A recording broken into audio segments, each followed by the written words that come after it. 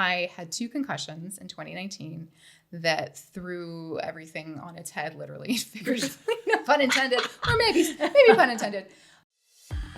Welcome to Carrie On, the show where we explore reinvention, self-discovery, and empowerment before, during, and after midlife. I'm your host, Carrie Murray. It's time to keep our head above the chaos and carry on. Purpose is such a tricky thing, and it's hard to nail down. You could be headed down a path that feels totally spot on when life abruptly demands a detour. Then suddenly you find yourself walking down a path with a more aligned purpose. It was like that for my next guest when her own path took several turns, from being an actor in LA to eventually helping clients align their purpose with their voice and guiding them to use that magic to create a podcast that truly speaks to people.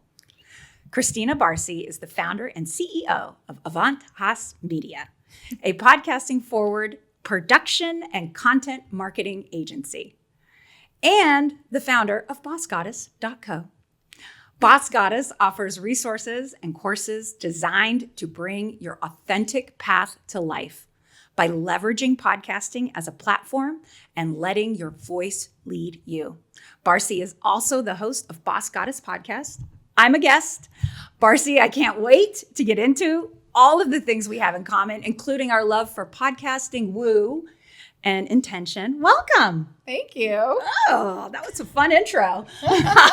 You do a lot. Oh my gosh, always. And there's always like layers and layers that intersect, and there's never just cross-pollinate and do all the things. All the things. Yeah. So I want to start with like how you got to where you are, because you came to LA to pursue acting. By the way, so did I.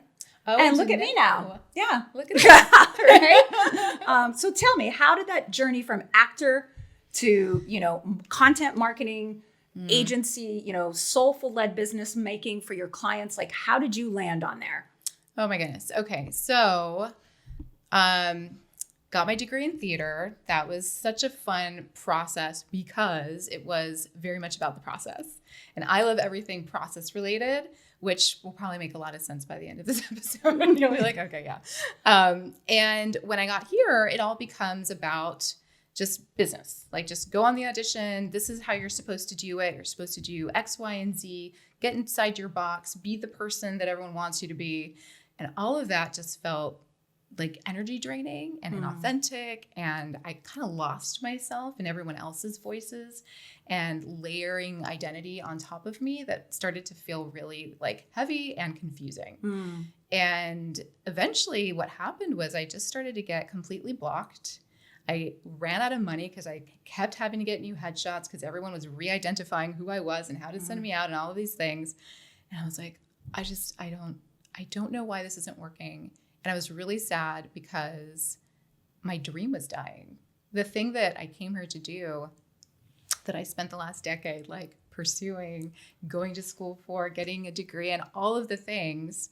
And here I was now pursuing it in real time the way you're supposed to, because if you stay in theater, you make no money and no one ever knows who you are. Right. Unless you go to Broadway, that's different. But I was like, well, then now what? Like, what do I do? And I was so blocked to the point that even in my acting classes, I would rehearse my face off and then get to the stage and go completely blank. Oh, wow. Even just in class. And I was like, something is very off. And it was my first experience with like really feeling what out of alignment felt like. I was like, well, what do I do now? And for the first time ever, I quit everything. I stopped going to class, fired my agents, just decided to like completely pause. And my heart was broken because I didn't know what that meant. But what it allowed me to do was ask myself all of the questions, who are you without this? Like, what is behind all of that? Like, what if you don't get to do that? What kind of creative are you? What kind of person are you as someone in the world of creativity and creation and art and voice and all of the things that felt a part of me? But if I lost that expression, I wasn't sure what would come next or how, if there was anything else that I could do, or I just felt kind of lost. So I've always loved writing, but I was also frustrated with the lack of roles for women with any depth And we could do a whole episode on that. oh my God, we could just talk about that. This is pre-Orange is the New Black and all of that as well. So like women writing didn't really kick off yet, which it was about to, but at this time there was just like nothing. And I was getting sent off for commercial stuff anyway, which was just like bikini stuff and like Sell the beer. jump up and down. I was like, I don't want to do that. I'm good on that. So it just felt so inauthentic. So I was like, what kind of roles do I actually want to play? What would that even look like? Why don't I write some things for myself and just see if I can, create my own project? And this was like when web series were about to blow up, which was like the beginning of YouTube and all of that, which is kind of funny to think about now. But I was like, well, maybe it's a web series. I don't know. I don't know how to do film. Like, I just want to do my job, like all actors say at the time, especially. Started writing, loved what I was writing. I also had space for hobbies for the first time. So I started exploring like quantum physics and, As theory. people do as one with does. a hobby. Yeah. Sewing, cooking, physics. Right. Theory. Yeah. I got really into that. And I was just like, this is so fascinating. And I can't believe I'm processing it. And it's making sense to me. So what was born was a sci-fi fiction story. Because I wanted to play all the characters I had written because I'm a selfish actor. And I was like, wait a minute, how can I play all three? And I'm like, I remember pacing in my kitchen and being like, science fiction. Aha, that's how. And so I was like, great. So I started writing that again, thinking I was writing a web series. And then someone who I was bartending at the time. So this guy every Monday would come in, hipster guy in town, owned a record shop. And we'd have a conversation, and he was sharing that him and his friends after hours would do these like narrative recordings, these audio recordings, and they would stream it live. And they were like basically reading from like fiction. Okay. And, doing the parts and whatnot. And they were looking for something new to do because everything is like old books that they were like playing with, like old pulp and stuff like that. And I was like, oh my God, I'm writing something. Can I pitch it to you? And he was like, sure, whatever. And did that. Got him to say yes. And he was like, okay, maybe you can come do that like once a month. And I was like, twice a month. Yeah. And he was like, okay. So that meant I was there every week because we had to rehearse. So I was there every Wednesday from then on. And suddenly we got to produce what I was creating. And we did that for 2 years. And it changed my life. Wow. It completely shifted how I understood myself, what I was able to do creatively and with others, and it just opened up my world. What it turned into it's a podcast. Yeah. We were doing an audio fiction Before podcast. were podcasts. Yeah, before it was a thing. Exactly. So this was 2013, and the writing process was 2012.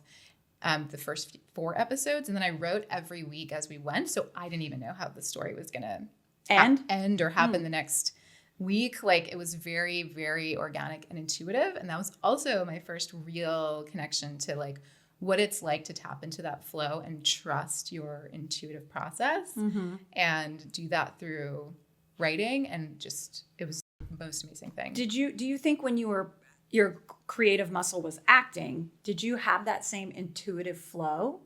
Or did you feel that was more, because you described acting as work, like the process. The pursuing of it was work. The process I loved. Yeah. That was flow for me. Yeah. Gotcha. Yeah. And that's where your intuition was like, you're in the right place. Yeah. It always felt really part of who I was. Like just made sense. If you asked me what I played as kids, it was always like, okay, you're this person and I'm that person. Here's the storyline, and I would direct it, and we would just, that was like my favorite game. Yeah. Just make believe. So like for adults, like on stage. And so now I got to do it through audio, which meant you didn't have to worry about your spatial relation. Sure, no like blocking. You could go crazy with the storytelling. And I was like, wow, you can do this on a budget. It's so much cheaper than film. Like, everyone needs to know about this. So I made a documentary about it. And that was the next thing where I gained more confidence. So I was like, oh my God, what else can I do? Like, I can do this. What else can I do? Like, I'm going to make a movie. Now what? Like, it just kept going. And that led me to have the confidence to start my agency, essentially. Oh, that's exciting. Yeah. See, so then your intuition brought you to another side of creativity through writing. You're launching podcasting before podcasting was even a thing. Yeah. And then the development of your agency, I know you developed that through that same kind of soulful, intuitive approach to business and podcasting. How would you say that those three elements really support the clients you currently work with? Learning how to build a business and produce and learn all of the things that come along with production, which I didn't know before I started. Turns out that's all really hard. Yeah. And I do everything based on like what I feel called to do. Mm-hmm. So I knew I could do it. And audio was so intuitive to me, like editing intuitive, producing intuitive, directing intuitive, like all of that just felt like in my wheelhouse, but there's a lot of tech to learn, getting clients, business, all of that is like just more. So while you're at least like doing it while the rug's slowly getting pulled under and you're like chasing it, it's this whole interesting process. So then basically I'm leading to a burnout story, just to give you a hint of where we're going with this. But before I even got to that point, I had 2 concussions in 2019 that threw everything on its head, literally, figuratively, no pun intended, or maybe pun intended. But it just sideswiped me in the worst and best way, because by the end of that, I had to re-find all that shit again that I was talking about earlier. Where it's like, okay, now how do you walk through this and still be you and still do all the things, and how do you take care of yourself? I can't say that I did a very good job all of the time in doing that, but it really helped me have to like slow down in ways that I'm not used to slowing down. And give me an example of how you had to slow down. Literally, production is no joke. Yeah, literally. So there's a double-edged sword here. And this is, again, how the burnout happened anyway, because when you have a brain injury, you have to just sit in the dark for hours. Like, I physically couldn't open my eyes after a certain point. Oh, wow. So there's nothing I could do about that. It was just my face would start to shut down. Mm-hmm. And I would just have to lie in the dark until I could open them again. Oh, my gosh. And sometimes that was 3, 4, 5 hours at a time. Oh, wow. So then I would just go back to work because I wasn't done. Like you said, it's production's no joke. Yeah. And you're on a weekly schedule with podcasts versus it's like always on shows, as they say. And that schedule doesn't ramp down just because you need to. Yeah. And we were finally kicking off our business. Was like it was like one of our best years, but it was really through so much pain and fog. Yeah. Luckily, I'm also a Reiki energy healer. So I just like sat and Reiki meditated for those hours, which helped me like heal a lot of things and like sort out a lot of stuff. And just like, it was a weird moment to have with myself on a consistent basis that kind of helped me come to this beautiful place of gratitude by the end of the year, where I was just like, so like free of a lot of things that, you know, you don't have time to work on when you're so just doing your life all the time. But on the other side of that is like, whenever I wasn't sitting in the dark, I was working, and that was it. So that was my whole life for like a couple of years. 2020 obviously came right after 2019. So podcasting had a boom. So we got busier. My whole concussion symptom situation lasted for years. Oh, wow. I still have to like create systems for it to this day. So I just had to learn how to work with it, which meant I had to learn how to work with myself and give myself grace and create new boundaries. I had to hire before I was ready, because there was a point where there was just I just couldn't do it all, which I shouldn't have been trying to do it all. But I was technically a freelancer at the time. So it forced me to become an agency.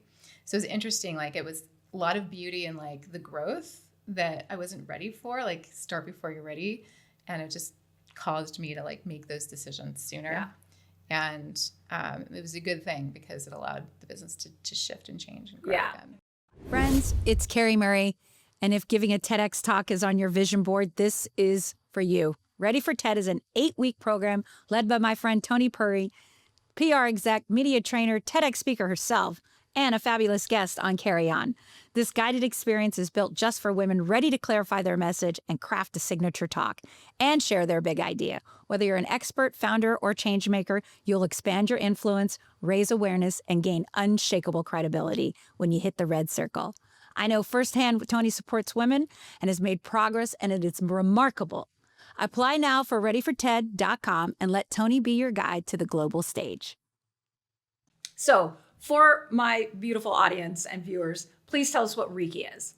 Reiki is originally from Japan, but basically what it means is channeling universal life force energy, which is the energy that makes us grow. It's the energy that causes trees to grow. People kind of describe it like sunlight sometimes. Like there's something called like distance healing where people are like, how can you do that? And that's because it's just energy. So just in the way that the sun doesn't go away when it goes dark, it's still there. Yeah. It's still there all the time.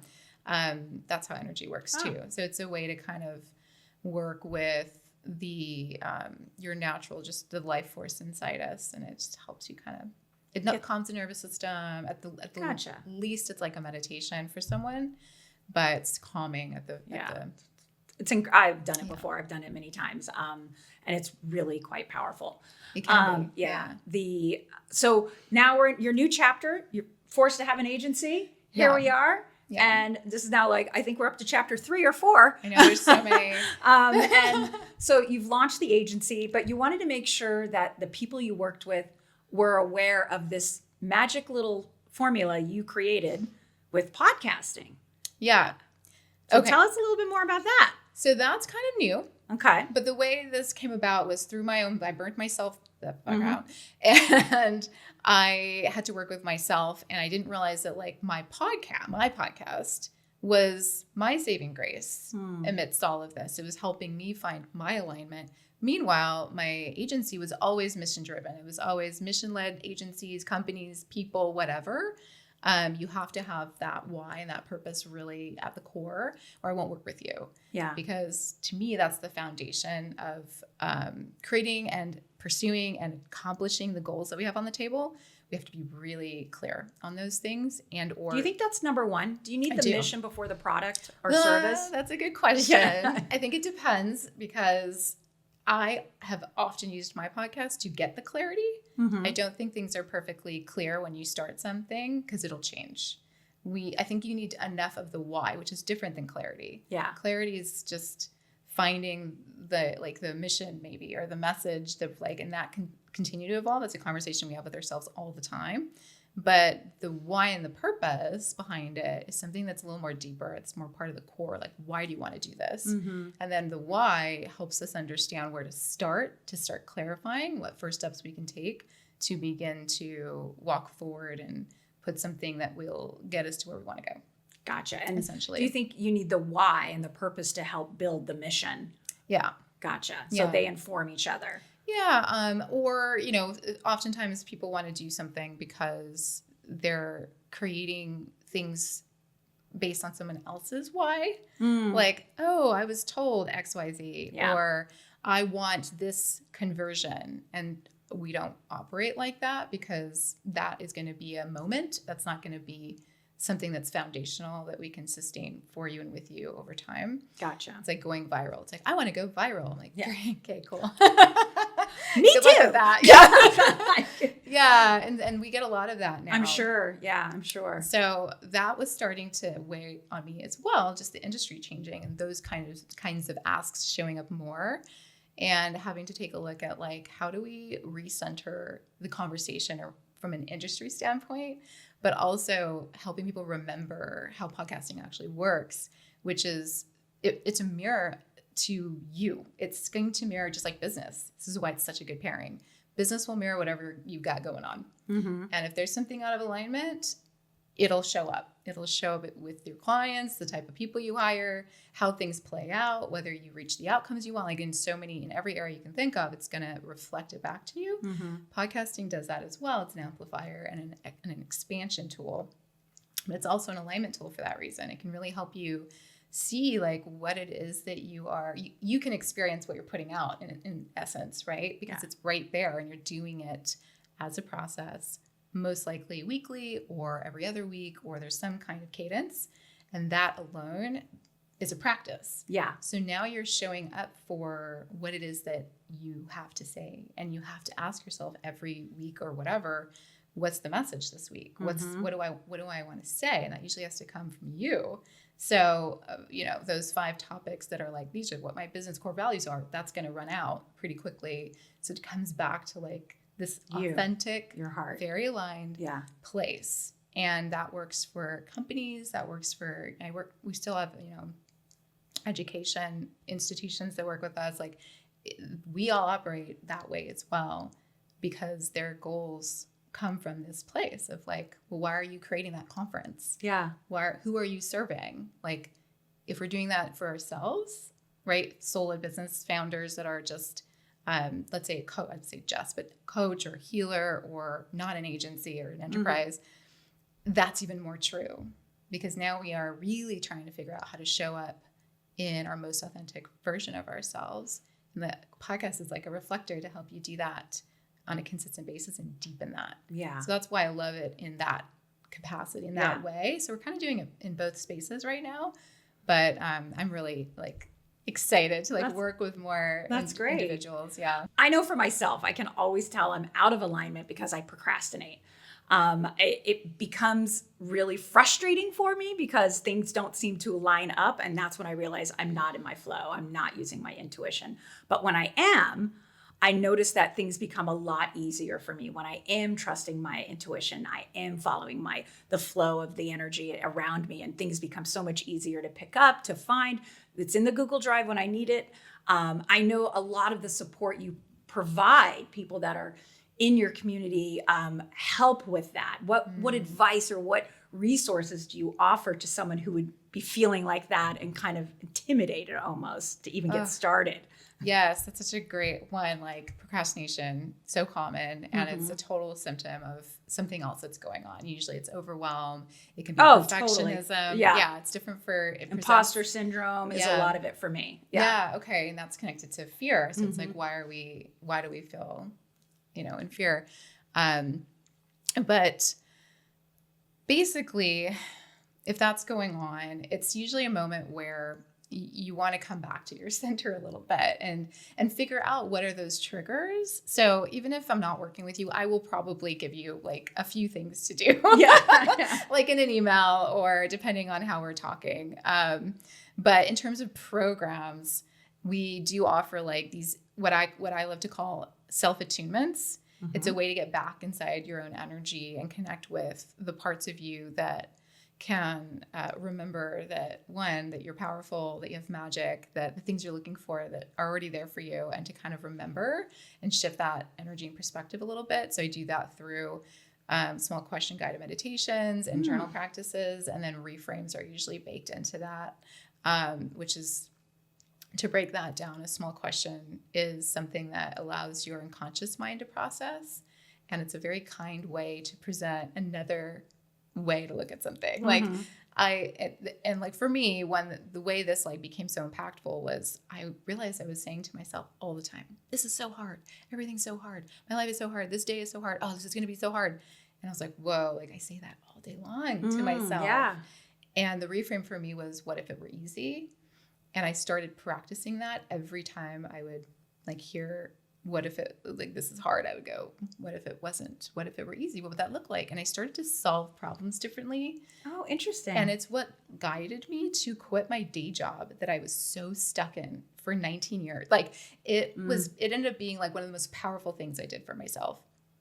I was procrastinating too. I was super stuck. I was also my fear and my imposter syndrome around doing that. It was such a big move in my head. And it was, but it was this dumb little question, right? Like it sounds so like overly simple, but it's not if you put it into practice. But you don't have to like start working with it right away and like, this is what you're going to do. It's more just like allowing that to be in existence alongside the negative thing that you're experiencing, and just it'll evolve. So that's one way. So we have a few things like on the website that help with that. The one that we have right now is called Reclaim Your Calling. And that one helps you reconnect with your purpose, because like I so many times have had to reconnect with who I am if this thing goes away. Like, what now? Like I feel something changing. How do I, start to connect with what matters and create the next thing? So that's kind of, and it's very gentle. You just chill out, flow, listen to a guided meditation, do some journaling, and it works with your unconscious mind so that it processes it without you. It's kind of where epiphanies come from. Okay. And who would you recommend it for? Anyone who's feeling like at the crux, like I've demonstrated in my stories today, Right. like that moment, or if you're feeling this urge to like, I know there's something else, like whatever this is needs to shift. Mm-hmm. It's great for someone who's feeling a little bit of that or wanting to create. And you're like, sometimes you just have that energy and you're just like, I don't know what though.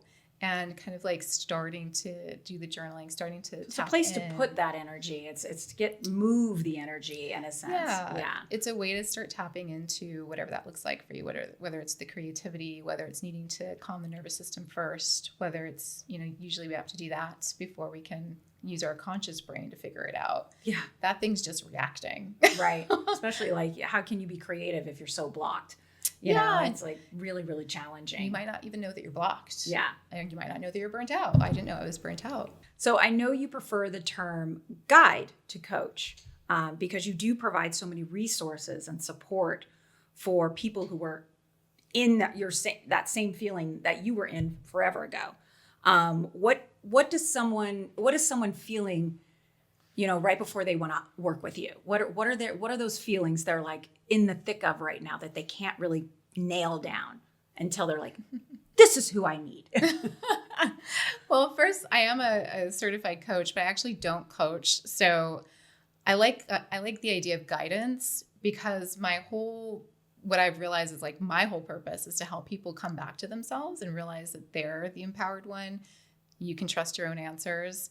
And it's really just helping you see what those answers are, like helping you unveil what those are and trust, confidence. Those are going to take you really, really far in the world and it will get you to where you want to go. And usually someone is wondering, like they're kind of maybe falling out of what that trust is, or when we do something new, we don't have that confidence yet around that thing, or we're not sure what the next step might be. So with podcasting, that's easy because you need to learn how to do the thing. Yeah. So that's one very simple way to get started. It's like, I feel a pull to this. Now, is this the right fit for me? That's usually a question coming up. And will this work in the way that I think it works? And what do I need to do to start that? So we have a toolkit we're about to release. So if you get into into my email list with the freebie that I have, actually, it's called, if you go to boss-goddess.co/activate, you will get 5 days of guidance, which you'll also get a resource each day as well, which it'll just kind of help you gently understand like where the power is in your story, how to start looking at audiences that you think that you might be able to help with your message and just sort of exploring what that looks like. And it really guides you really simply into the next step. And then suddenly you're like, oh, I just did a bunch of stuff. Yeah. So we kind of do things like that. It's very gentle. It's just getting the ball rolling. Yeah. Yeah. I love that. Now, as someone who serves other people, doctors have doctors, therapists have therapists. Who guides you? Who is someone that supports you in what you're doing? Because it can be draining to pour into so many people's cups. Who is filling your cup? Well, right now, it's someone from your community. Oh, amazing. Miss June. Oh, shout out June. Yeah, June, Joy Guide June. Yeah. As she likes to be called. It's such a good ring to it. Yeah. Right now, that's really filling my cup. It's really helping me remember all the things that I remind others of. And it's very easy to forget to take care of myself. And my husband, he takes wonderful care of me. If he wasn't around, I probably would forget to eat often. I would just work till I went to sleep, like, because I love what I do. It's like one of those things, but those are probably the people right now. That's good. Well, I'm so glad June is supporting you. June is amazing. She is. So I want you to imagine, somebody watching this or listening is standing on that edge of their next chapter. What's the first soul-led step you would advise them to take? I'm going to add the question here. What would it feel like to trust yourself? Yeah. And just start there. And just take the leap. You don't need to take a leap. That can be really, really freaking scary. Yeah. I'm saying that because that's so embedded in like the way we think about things. It's like, you don't need to jump. Just pose the question and then like let that sink in and then take a baby step. And the baby step might be opening up your Google and like researching something or writing something down, writing that question down, journaling on it later. That could be your first step, but really allowing that to be something that is true for you. What if you trusted yourself to do X? The next thing. Yeah. Maybe just recognizing, oh, I'm feeling a little blocked by all of this, or not in my flow and everything. So that's, wow. So that's phenomenal advice. I want you to tell everyone where we can find you and how to get this wonderful downloadable. Will be in our show notes as well. But tell us where we can continue this conversation, and tell us about your podcast too. Oh, yes, of course. So we haven't talked about that yet. But I want to make sure because I'm on it, and it's an amazing episode. It's a great episode. I love the story that you share. It's so authentic, as you are in general. But so we'll start there. So the podcast is also called Boss Goddess. It has conversations much like this. We talk about the real stuff. I've had the show since 2018.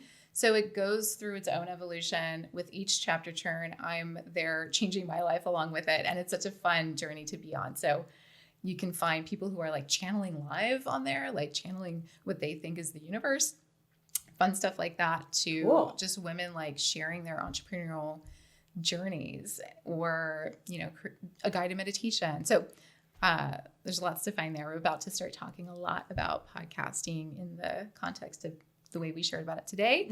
And of course, that freebie is boss-goddess.co /activate. It's free. You'll get all the things. I say, even if you don't want a podcast, do it, because it's a personal development journey for 5 days as well. So it's a great way to just reconnect with what you do want to say, wherever you want to say it. Yeah. I actually listened to a podcast recently that was just 5 episodes. And that was it. It was her 5 episodes, and it was just like, here's how I built this. And then that was it. And I was like, wow. It was so smart. I think people might feel it's daunting. Oh, I have the podcast. I got to do it every week and everything. And it's like, no, do it however you want. There's so many things you can do. I'm actually, if you do the toolkit, if you get into the freebie, I'm going to show you a hack to launch really, really fast and at your own pace at the same time. Love that. Which sounds counterintuitive, but it's not. And I have a show too that I launched really fast, and it was only 3 episodes. Oh, see? Very good. Yeah. I think you got to do what works for you. And that's where your gut comes in, right? That's the key. And your goals, not every goal is the same goal. It's not what everyone's doing necessarily. I really want to zoom in on that, because it's important. For sure. And and also tell us where we can find you and all the places. Yeah, I mean, the website, boss-goddess.co. I'm on Instagram as my personal is Boss Goddess Barsi, and then the other Instagram is boss_goddess .co. Yeah, those are the places. Wonderful. Well, thank you so much, Barsi, for being here and telling us all to live a better soul-driven life that affects our business. It's obviously all interconnected.